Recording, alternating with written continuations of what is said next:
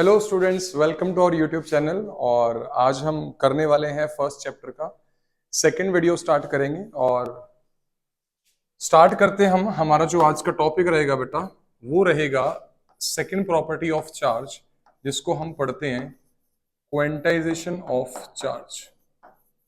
एक basic property है charge की, क्वांटाइजेशन ऑफ चार्ज। तो पहली बात, यहां से चैप्टर का पहला फॉर्मूला आने वाला है बेटा, और फॉर्मूला बहुत सिंपल है। फॉर्मूला रहेगा आपका Q is equal to N multiplied by ई। तो पहले इस फॉर्मूले को समझेंगे कि Q is equal to N multiplied by E का मतलब क्या है। Q का मतलब क्या है, किसी भी बॉडी पर अगर आपको टोटल चार्ज कैलकुलेट करना है, क्या कैलकुलेट करना है बेटा, टोटल चार्ज, तो वो किस तरीके से करेंगे। तो एन का मतलब यहां पर होता है number of excess electrons, number of excess electrons. अगर नेगेटिवली चार्ज बॉडी है तो उस पर टोटल चार्ज नेगेटिव होगा, तो यहां पर नंबर ऑफ एक्सेस इलेक्ट्रॉन होंगे। अगर पॉजिटिवली चार्ज बॉडी है तो नंबर ऑफ एक्सेस प्रोटॉन्स होंगे। और ई का जो मतलब होता है बेटा, वो होता है elementary charge. Elementary charge, elementary charge का मतलब वही होता है कि चार्ज ऑन वन इलेक्ट्रॉन, कि एक इलेक्ट्रॉन पे कितना चार्ज होता है, चार्ज ऑन वन इलेक्ट्रॉन। और E की वैल्यू हमेशा की तरह फिक्स रहेगी। आप सभी को पता है कि जो E की वैल्यू है ये हमेशा फिक्स रहती है। E की वैल्यू होती है 1.6 into 10⁻⁻19 कूलम। चार्ज की SI यूनिट कूलम है, आपको पिछले वीडियो में बताया गया था। अगर ये नंबर ऑफ एक्सेस इलेक्ट्रॉन्स हैं तो यहाँ पर माइनस सिंबल यूज करोगे, और अगर एक्सेस प्रोटॉन्स हैं तो ये प्लस का रहेगा। यानी कि आपको इस फॉर्मूले से कैलकुलेट कर सकते हैं किसी बॉडी पर टोटल चार्ज क्या होगा। और यहां पर जो क्वांटाइजेशन ऑफ चार्ज की हमने बात करी, वहां पर बात होती है एन की। जो एन है आपके पास, N is always an integer, N is always an integer. N की वैल्यू हमेशा क्या रहेगी, एक इंटीजर ही रहेगी। तो इंटीजर का मतलब क्या है कि एन की वैल्यू 1 होगी, 2 होगी, 3 होगी, 4 होगी, एज इट इज चलती रहेगी। लेकिन एन की वैल्यू कभी भी आपको डेसिमल में नहीं होगी, कि जैसे मैंने बोल दिया एन की वैल्यू 0.5 है या एन की वैल्यू 3/4 है, यानी कि N is always an integer. तो ये आपका है quantization of charge. Quantization of charge का मतलब है किसी भी बॉडी पर जो टोटल चार्ज होगा बेटा, किसी भी बॉडी पर जो टोटल चार्ज होगा, that is always an integral multiple of, that is always an integral multiple of elementary charge. Simple सी बात है, क्वांटाइजेशन ऑफ चार्ज ये है। क्वांटाइजेशन ऑफ चार्ज से जो हमें फॉर्मूला मिला है वो आपको याद करना है। चैप्टर का पहला फॉर्मूला रहेगा Q is equal to N multiplied by e. ठीक है बेटा। अब यहां पे जैसे क्वेश्चन आपको इस बेसिस पे आ सकता है कि अ बॉडी हैज, लिखिए बेटा, a body has 20 excess electrons, a body has 20 excess electrons. तो इसका मतलब आपको दे दिया कि नंबर ऑफ एक्सेस इलेक्ट्रॉन 20 है, यानी कि n की वैल्यू 20 है। और आपसे पूछा जाता है कि calculate total charge on body, कि बॉडी के ऊपर जो टोटल चार्ज है वो आपको कैलकुलेट करना है। बिल्कुल बेसिक सा क्वेश्चन है, 10th क्लास में हमें फॉर्मूला आ चुका था। तो इसका सॉल्यूशन किस तरीके से करेंगे। A body has 20 excess electrons, यानी कि नंबर ऑफ इलेक्ट्रॉन्स जो एक्सेस है, मतलब एक्स्ट्रा हैं, वो कितने हैं, 20। Calculate total charge on body, यानी कि Q की वैल्यू आपको कैलकुलेट करनी है। ठीक है बेटा। अब यहां से जब दो टर्म्स आपको दिख गए हैं तो आपको पता लग जाना चाहिए कि फॉर्मूला कौन सा लगेगा। तो फॉर्मूला आप सभी को बताया गया है, Q is equal to N multiplied by ई। तो हमें किसकी वैल्यू चाहिए, अगर आपको Q की वैल्यू निकालनी है तो n की पता होनी चाहिए E की। n की वैल्यू ऑलरेडी गिवन है, E की वैल्यू आपको बताया था एलिमेंट्री चार्ज, यानी कि चार्ज ऑन एन इलेक्ट्रॉन। तो E की वैल्यू यहां पर -1.6 इंटू 10⁻⁻19 कूलम रहेगी। अगर मैं यहां पर ये वैल्यूज पुट करता हूं, क्या is equal to n is 20 multiplied by E की वैल्यू, E की वैल्यू रहेगी -1.6 इंटू 10⁻⁻19 कूलम।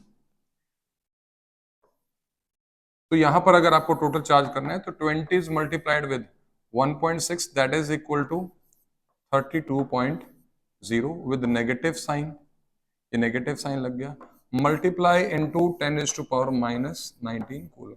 सो इस बॉडी पर जो टोटल चार्ज है, the bodies which is accumulating 20 excess electron, तो answer comes out to be -32 into 10⁻⁻19 coulomb.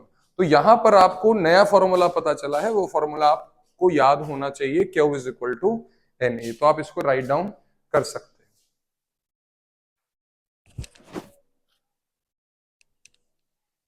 तो नेक्स्ट एक क्वेश्चन और यहां पर इंपॉर्टेंट बनता है रिगार्डिंग दिस फॉर्मूला। क्वेश्चन आपके पास रहेगा, calculate number of excess electrons, number of excess electrons constituted in 1 coulomb charge. तो आप वीडियो को पॉज करके आप इसको ट्राई कर सकते हो, खुद ट्राई कीजिएगा एक बार। तो करते हैं start. Calculate number of excess electrons, यानी कि n की वैल्यू आपको कैलकुलेट करनी है। Constituted in 1 coulomb of charge, 1 coulomb charge किसकी वैल्यू रही है बेटा? क्यू की। क्यू की वैल्यू कितनी है? 1 कूलम। तो हमें निकालना है n, और E की वैल्यू आप सभी को पता है 1.6 इंटू 10⁻⁻19 कूलम। ठीक है, अगर देखा जाए तो इलेक्ट्रॉन्स की बात है तो चार्ज होना चाहिए -1 कूलम और E की वैल्यू होनी चाहिए -1.6। इलेक्ट्रॉन्स की बात है तो 1 कूलम दे दिया, तो अगर बॉडी पे इलेक्ट्रॉन्स एक्सेस हैं तो जो 1 कूलम का चार्ज होगा जाहिर सी बात है माइनस का होगा। तो यहां पर भी आपको वही फॉर्मूला लगाना है जो आपको बताया गया है, Q is equal to n multiplied by E। Q की वैल्यू गिवन है 1 है, n की वैल्यू आपको निकालनी है, E यानी कि elementary charge that is charge on electron, ये माइनस लगा देंगे, वो रहेगा -1.6 इंटू 10⁻⁻19। तो यहाँ पे हमें n की वैल्यू निकालनी है, n की वैल्यू निकालना बिल्कुल आसान है, यहाँ पर -1 एज इट इज, ये वाली पूरी टर्म मल्टीप्लीकेशन में n के साथ, तो यहाँ आके डिवाइड में जाएगी -1.6 इंटू 10⁻⁻19। सो माइनस से माइनस कैंसल आउट हो गया, हमारे पास बचा 1/1.6 और 10⁻⁻19 है डिनोमिनेटर में, ऊपर जाएगी ये वैल्यू तो हो जाएगी 10⁻90। तो जब आप 1 को डिवाइड करोगे 1.6 से तो ये वैल्यू आती है बेटा सॉल्व करने के बाद 0.625 इंटू 10⁻90। ये हमारे पास होगी नंबर ऑफ इलेक्ट्रॉन्स। अब यहां पे देखने से लगना है कि नंबर ऑफ इलेक्ट्रॉन्स में डेसिमल में वैल्यू आई है, तो आप कोशिश कीजिए इसको डेसिमल में ना पुट करें, इसको मैं कंप्लीट नंबर में इंटीजर में बनाऊं तो ये बनेगी 625 और यहां से 3 0 कम हो जाएंगी 10⁻16। So these are the number of excess electrons. इतने नंबर ऑफ इलेक्ट्रॉन्स होते हैं तब जाके एक कूलम चार्ज बनता है। तो आप इसको भी राइट डाउन कर सकते हैं, इसको राइट डाउन कीजिएगा।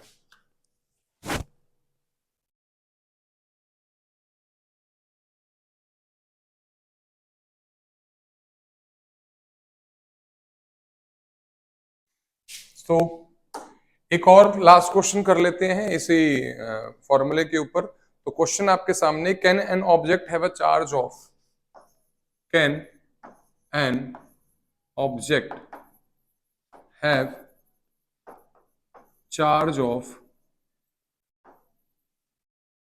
Can an object have charge of 2.8 into 10⁻18 coulomb. तो आपसे क्वेश्चन ये पूछा गया बेटा, क्या किसी ऑब्जेक्ट के ऊपर इतने अमाउंट का चार्ज हो सकता है?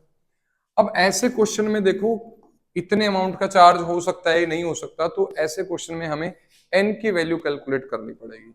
अगर क्वेश्चन को सॉल्व करने के बाद अगर n की वैल्यू एक कंप्लीट नंबर आती है, इंटीजर आती है, तो वहां पर उतना चार्ज पॉसिबल है। अगर n की वैल्यू डेसिमल्स में आती है या फ्रैक्शन में आती है तो उतना चार्ज किसी बॉडी पर पॉसिबल नहीं है। तो इस क्वेश्चन को सॉल्व करते हैं। ये कूलम में दे रखा है तो चार्ज की वैल्यू कितनी है 2.8 × -18 कूलम, और नेगेटिव नहीं बोल रखा तो क्यू को पॉजिटिव ही रखोगे क्योंकि वो गिवन नहीं है आपको नेगेटिव में। एन की वैल्यू आपको कैलकुलेट करनी है और ई की वैल्यू ऑलरेडी आपको पता है 1.6 × 10⁻⁻19 कूलम। तो मैं यहां पर n की वैल्यू कैलकुलेट करूंगा। अगर n की वैल्यू एक कंप्लीट नंबर आती है तो सही है, अगर नहीं आती तो मतलब किसी बॉडी पर इतना चार्ज पॉसिबल नहीं। फॉर्मूला वही लगेगा, सबसे पहले आप गिवन लिखो क्या है, उसके बाद फॉर्मूला कौन सा है, Q = n × E। तो Q आपको गिवन है 2.8 × 10⁻⁻18, n आपको निकालना है और E की वैल्यू आप सभी को पता है, याद होनी चाहिए, चार्ज ऑन इलेक्ट्रॉन या चार्ज ऑन प्रोटॉन 1.6 × 10⁻⁻19। अब यहाँ पे मेरे को n की वैल्यू निकालनी है तो इधर n एज इट इज रहेगा, ये 2.8 × 10⁻⁻18 एज इट इज, और नीचे आ जाएगा 1.6 × 10⁻⁻19। ये इधर मल्टीप्लीकेशन में इधर आके डिवाइड हो। जब मैं इन सबको सॉल्व करूंगा, जब आप इनको कैलकुलेट करोगे, सॉल्व करोगे, तो जो n की वैल्यू न्यूमेरिकल में आएगी वो आएगी 17.5, और हो सकता है कि आपकी वैल्यू 35/2 आए, वो 17.5 ही होता है। अब आप खुद डिसाइड करो क्या n की वैल्यू 17.5 एग्जिस्ट कर सकती है। n की वैल्यू 17.5 का मतलब है कि जो नंबर ऑफ एक्सेस इलेक्ट्रॉन्स हैं इस बॉडी पे वो 17.5 है। क्या 17.5 इलेक्ट्रॉन पॉसिबिलिटी है कि 17.5 इलेक्ट्रॉन्स होंगे? नहीं, क्योंकि इलेक्ट्रॉन्स की जो संख्या होती है, जो उसकी काउंटिंग होती है, वो हमेशा एक कंप्लीट नंबर में होती है। तो हम आंसर के नीचे लिखेंगे कि no, a body can not have a charge of 2.8 × 10⁻⁻18 coulomb. Sorry, अगर n की वैल्यू आती 10, 11, 12, 13, 14, कुछ भी वैल्यू आती, अगर डेसिमल में आई है तो उतना चार्ज पॉसिबल नहीं है। Here is n is not an integer, so that amount of charge is not possible. So moving on to the next topic. हमारा जो नेक्स्ट टॉपिक है वो रहेगा कि आप किसी भी अनचार्ज बॉडी को चार्ज कैसे कर सकते हैं। तो हमारे पास बेसिकली 3 तरीके हैं। पहला रहेगा आपके पास फिजिकल कॉन्टैक्ट मेथड, यानी कि 2 बॉडीज को हम आपस में टच करेंगे। दूसरा रहेगा बाय फ्रिक्शन और rubbing the 2 bodies against each other. और बेटा तीसरा रहेगा आपका bye induction method. Induction method में होता है आप किसी भी अनचार्ज बॉडी को चार्ज कर सकते हो without making any physical contact between them. तो सबसे पहला आपके पास रहेगा physical contact method. Physical contact method का मतलब क्या होता है कि मान लो आपके पास 2 मेटेलिक स्फीयर्स हैं बेटा, इसका नाम A मान लेते हैं और दूसरे मेटेलिक स्फीयर का नाम B मान लेते हैं। ये दोनों जो हैं सेम साइज के हैं, सेम शेप के हैं और दोनों का नेचर भी सेम है, सेम साइज के हैं और सेम शेप के हैं और सेम ही मटेरियल के हैं। इनमें से मैं मान लेता हूँ एक के ऊपर जो टोटल चार्ज है वो कितना है, Q है, और बॉडी A पर टोटल चार्ज कितना है, Q है। बॉडी B पर टोटल चार्ज 0 है, यानी कि ये बॉडी कहीं ना कहीं अनचार्ज बॉडी है। अगर मैं इन दोनों को आपस में टच करता हूँ with the help of some wire, ये इनको आपस में टच करवाता हूँ, तो ये जो दूसरी अनचार्ज बॉडी है ये भी क्या हो जाएगी, चार्ज। सपोज यहाँ से एक वायर मैंने ऐसे कनेक्ट कर दी, तो ये बॉडी A है और ये बॉडी B है। तो अब यहाँ पर जो चार्ज रह जाएगा कितना, Q/2, और इस पर आ जाएगा Q/2, यानी कि चार्ज इक्वल पार्ट्स में डिवाइड हो जाएगा। क्यों होगा इक्वल पार्ट्स में? क्योंकि दोनों जो स्फीयर थे उनका सेम साइज था, सेम शेप था और सेम मटेरियल था, इसकी वजह से। और यहाँ पर आपको एक बात ध्यान रखना, इस चीज को ऑब्जर्व करना आप, ये जो है आपके पास कंडीशन है ये है बिफोर टचिंग ईच अदर। तो यहाँ पर जो टोटल चार्ज है सिस्टम का, टोटल चार्ज ऑफ सिस्टम, पहली कंडीशन जब हमने उनको आपस में टच नहीं करा, वो कितना रहेगा। अगर आप ऑब्जर्व करो इसके ऊपर चार्ज कितना है, क्यू है, दूसरी अनचार्ज थी तो इसके पास चार्ज कितना है, 0। तो टोटल चार्ज ऑफ सिस्टम कितना है, क्यू है। जब मैंने आपस में इनको किसी वायर के थ्रू कनेक्ट किया या आपस में डायरेक्ट कांटेक्ट में लेके आया, तो अब जो टोटल चार्ज है वो कितना होना चाहिए, वो बेटा कितना होना चाहिए, क्यू। ना तो वो क्यू से ज्यादा होना चाहिए ना वो क्यू से कम। इसका रीजन क्या रहेगा बेटा, इसका रीजन रहेगा law of conservation of charge. Charge can neither be created nor destroyed. अगर मैं यहाँ पर टोटल चार्ज ऑफ सिस्टम अगर अब निकालूं तो मेरे पास रहेगा Q/2 प्लस Q/2। तो यहाँ पर जो टोटल चार्ज आएगा वो आएगा Q प्लस Q/2, एलसीएम लेके।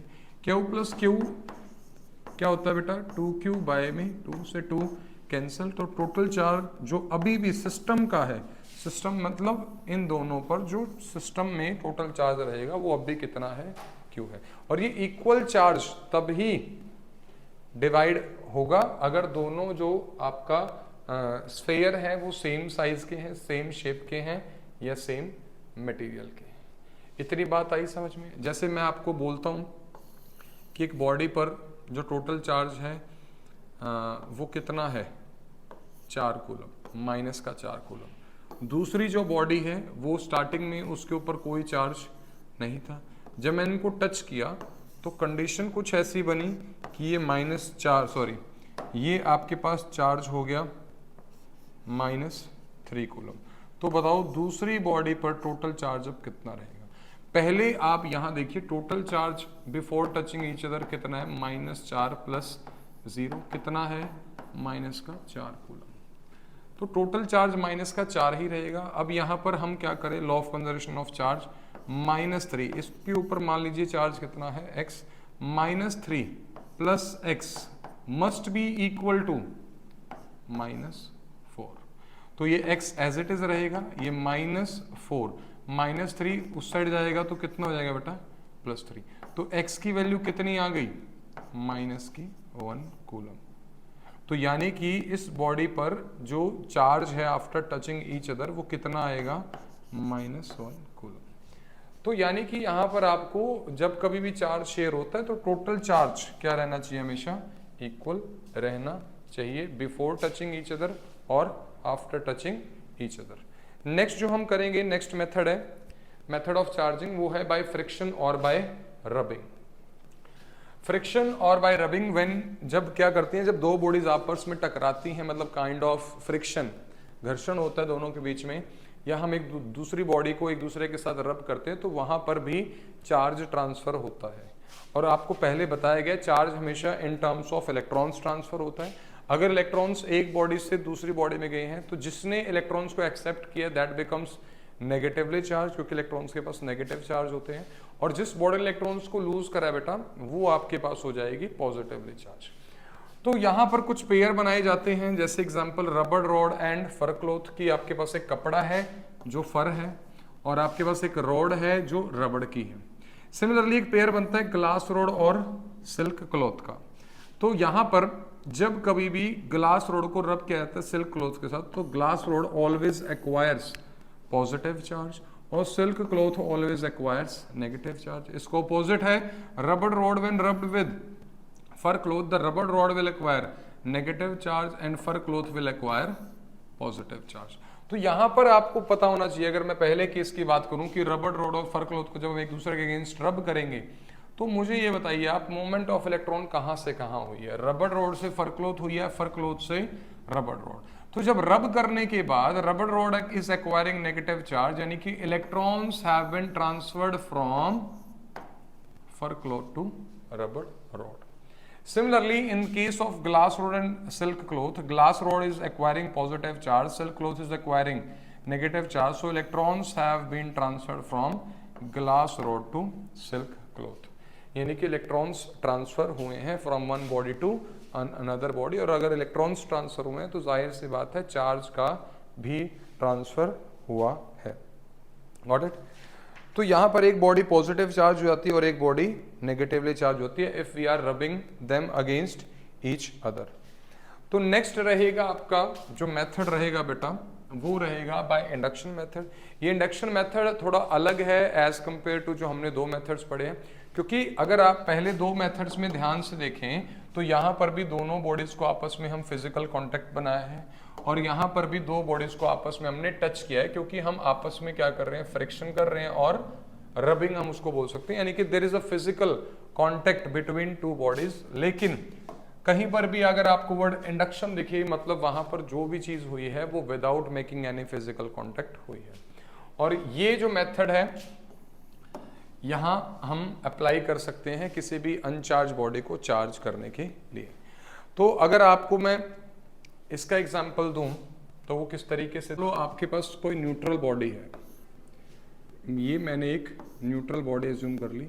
न्यूट्रल बॉडी का मतलब आपको बताया गया है कि जितना अमाउंट ऑफ पॉजिटिव है उतना ही अमाउंट ऑफ नेगेटिव है। तो मान लीजिए इस पे मैं 3 पॉजिटिव रिप्रेजेंट करता हूं और 3 ही नेगेटिव, तो मतलब ये बॉडी क्या है, न्यूट्रल बॉडी है। तो इस बॉडी को हम क्या बोलेंगे बेटा, न्यूट्रल बॉडी। इसका इंसुलेटिंग स्टैंड है। अब अगर मैं आपको बोलता हूं कि इस बॉडी को पॉजिटिवली चार्ज करके दिखाओ या नेगेटिवली चार्ज करके दिखाओ, तो बहुत सिंपल है। मान लो मेरे को इस बॉडी को नेगेटिवली चार्ज करना है, और करना भी कौन से मेथड से है, फिजिकल मेथड से नहीं करना, रबिंग फ्रिक्शन से नहीं करना। आपको जो मेथड लगाना है बेटा वो आपको लगाना है कौन सा मेथड, इंडक्शन मेथड, यानी कि without making any physical contact. तो यहां पर अगर इस बॉडी को नेगेटिव चार्ज करना है तो मेरे को जरूरत पड़ेगी ग्लास रोड की और सिल्क क्लॉथ की। और आपको पता है अगर मैं ग्लास रोड और सिल्क क्लॉथ को आपस में रब करता हूं तो glass rod always acquires positive charge and silk cloth always acquires negative. तो अगर मैं इसके नजदीक लेके आता हूं एक ग्लास रोड जिसका एक एंड मैंने क्या किया बेटा, रब किया है किसके साथ, सिल्क क्लॉथ के साथ। इसका एक एंड मैंने रब किया है किसके साथ, सिल्क क्लॉथ का। तो ये वाला एंड मान लो क्या हो गया, सिल्क क्लॉथ के साथ रब करने के साथ पॉजिटिव चार्ज। ये मेरे पास ग्लास रोड है जिसको मैंने रब किया है एक एंड किसके साथ, सिल्क क्लॉथ के साथ। अब ये क्या होगा बेटा, यहाँ पर बहुत सारा पॉजिटिव चार्ज है, तो ये वाला बहुत सारा पॉजिटिव चार्ज इसमें मौजूद नेगेटिव चार्ज को क्या करेगा, अट्रैक्ट करेगा, और इसी में मौजूद पॉजिटिव चार्ज को क्या करेगा, रिपेल करेगा। तो जो सेकंड स्टेप होगा देखने में वो कुछ इस तरीके से होगा। ये आपकी न्यूट्रल ऑब्जेक्ट थी। अब यहां पर आपके पास रॉड है, वो कौन सी रॉड है, ग्लास रॉड है। यहां पर कौन सा चार्ज आ गया था, पॉजिटिव चार्ज। इस बहुत सारे पॉजिटिव चार्ज ने एक तरफ किसको इकट्ठा कर दिया, जितना भी उसके पास मौजूद था नेगेटिव चार्ज, और एक तरफ रिपेल कर दिया जितना भी उसके पास था पॉजिटिव चार्ज, यानी कि पोलराइजेशन हो गई। और ये आपका insulating stand as it is. अब अगर मैं इस बॉडी को नेगेटिवली चार्ज करना चाहता हूं तो we have to get rid of that positive charge. तो ये कंडीशन समझ में आ गई। अब ये जो साइड है इसको मैं अर्थ करता हूं या फिर ग्राउंड करता हूं, अर्थ करता हूं या फिर ग्राउंड करता हूं। As we know earth is an ocean of electrons. तो जितना पॉजिटिव चार्ज है सारा इस वायर के थ्रू अर्थ क्या करेगा, एक्वायर कर लेगा। तो जितना पॉजिटिव चार्ज इस बॉडी में था वो सारा क्या हो गया, अर्थ हो गया या फिर क्या हो गया बेटा, ग्राउंड हो गया। अब नेक्स्ट कंडीशन क्या रहेगी, नेक्स्ट कंडीशन ये रहेगी कि ये आपने एज इट इज होल्ड के रख रखी है। तो यहां पर क्या है, पॉजिटिव चार्ज, और यहां पर सारा क्या है, नेगेटिव चार्ज। और जितना इस बॉडी पर पॉजिटिव चार्ज था वो क्या है, ग्राउंड में चला गया। अब अगर मैं इस रोड को टेक अवे, यानी कि इस रोड को दूर कर लेता हूं, take away this rod, take away glass rod. अगर मैं इस ग्लास रोड को दूर कर लेता हूं, अभी तो ये चार्ज यहां पे रुक रखा है क्योंकि यहां पर इसका अभी पॉजिटिव चार्ज है, उसको क्या कर रहा है, अभी भी अट्रैक्ट कर रहा है। अब नेक्स्ट डायग्राम में अगर मैं इस रोड को दूर कर दूंगा तो जो आपकी बॉडी है ये चार्ज इस बॉडी में यूनिफॉर्मली डिवाइड हो जाएगा। तो हमने क्या किया है, एक अनचार्ज बॉडी यानी कि एक न्यूट्रल बॉडी, बेटा अगर ध्यान से देखिए equal amount of positive equal amount of negative है, तो ये कैसी बॉडी थी, न्यूट्रल बॉडी। हमने एक न्यूट्रल बॉडी को क्या किया है बेटा, एक न्यूट्रल बॉडी को नेगेटिवली चार्ज बॉडी बनाया है without making any physical contact. तो इस मेथड को हम क्या बोलते हैं, बाय इंडक्शन मेथड। इंडक्शन का मतलब क्या होता है? Without making any physical contact, without making any physical contact. तो इस तरीके से अगर मेरे को यही क्वेश्चन मिल जाता है कि किसी भी न्यूट्रल बॉडी को पॉजिटिवली चार्ज करना है, तो वहां पर क्या हो जाएगा, यहाँ पर ग्लास रोड लगी थी, वहां पर आपको रबड़ रोड को रब करना है फर क्लॉथ के साथ, और सेम प्रोसेस इस तरीके से यहाँ पे पॉजिटिव चार्ज ग्राउंड, वहां पर नेगेटिव चार्ज ग्राउंड हो जाएगा। तो ये था आपका मेथड्स ऑफ चार्जिंग।